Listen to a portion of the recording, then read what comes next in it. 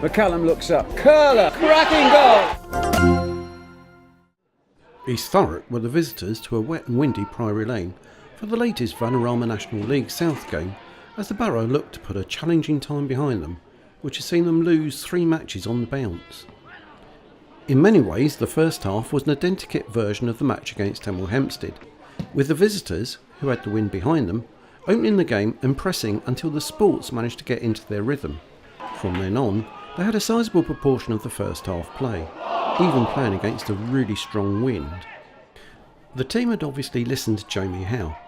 Here the Borough press, and Will Hendon's shot tests Rock's goalie, Lucas Likovicius. Then Charlie Harris's shot evades the keeper but is just wide.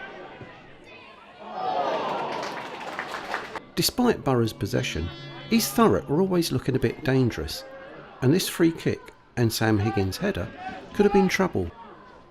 At the other end, Lloyd Dawes found himself in a good position, but his header went up and over. Next, both Will Hendon and Lloyd Dawes just failed to capitalise on some confusion in the East Thurrock defence. But like Hemel Hempstead, Borough found themselves 2 down at half-time. The first Rock's goal came from Matt Grager's attempt to head back to Bailey Vose, only for Vincent Bello to nip in and push East Thurrock in front. Then, just a minute later, Eastbourne were 2 down, as Lee Burns pulled back a ball right on the byline, and next Cornhill exploited Borough's slow reaction to make it 2.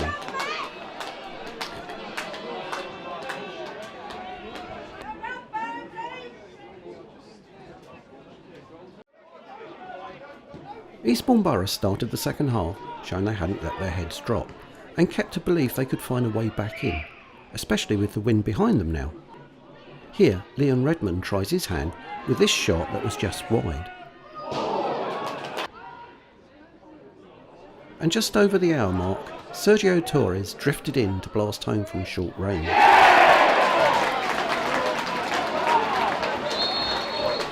Nevertheless, East Thurrock weren't about to surrender the lead, and this win affected Ekpitita shot following a controversial challenge on Kinder John could have caught Bailey Vose out.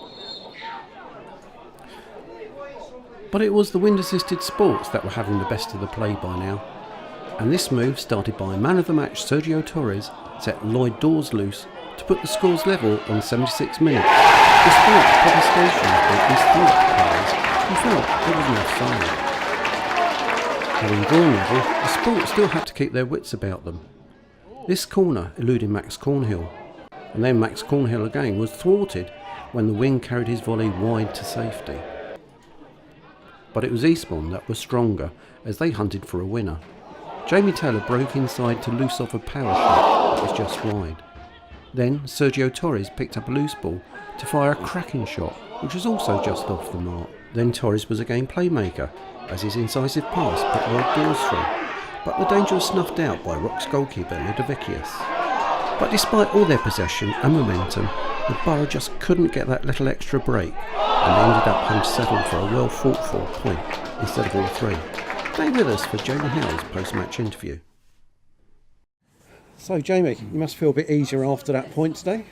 Yeah, I think so. I think 39 minutes. I thought we did, whenever it was. I thought we played quite well. You know, it's very strong wind and tough conditions today, and I thought we controlled it and defended quite well first half really, and then crazy 5 minutes, and suddenly we're 2-0 down at half time, and it's just hard. I felt sorry for the players because I felt they did do well for large parts of the game, but we're just giving away too many soft goals, and we all seem to give ourselves a mountain to climb. But fair play to the players. I thought they showed a great deal of character and resilience, and I thought second half was an entertaining game, and maybe we're unfortunate not to pinch in the end. Yeah, it seemed a bit unfair actually to going in 2-0 at half time, because it was sort of like an error, and then everyone froze for the second one. That's what it seemed. I think sometimes when goals going against you, then suddenly the panic sets in, and we talked about being young and inexperienced, but it's a common theme, and we need to stop that. And I've just said to Kieran and Matt in there, I thought they've done well,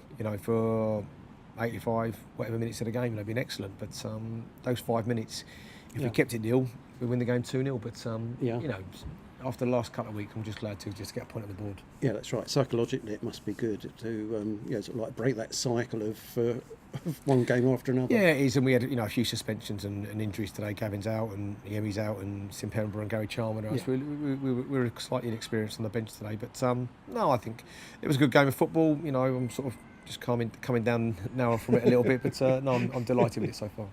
So you mentioned Yemi there. Any news on when you think I think it'll be back? about 2 weeks, Okay. before he can start to train. Maybe 3 weeks, But I thought Dawes played very well today, Yeah. in patches, and definitely not the finished article. But he's getting there, and he's a goal threat. And I thought Jamie Taylor, he's been great all season. So there were lots of really good performances. Willsey, Sergio, middle of the park, and Charlie Harris. I think. Yeah. Sometimes I give him a bit of stick because I think he should do better. But he's had 4 or 5 chances, and he's played really well. So the whole team was very pleased with today. Yeah. I mean, overall, it looked a lot more tight than last week. Yeah, I think so.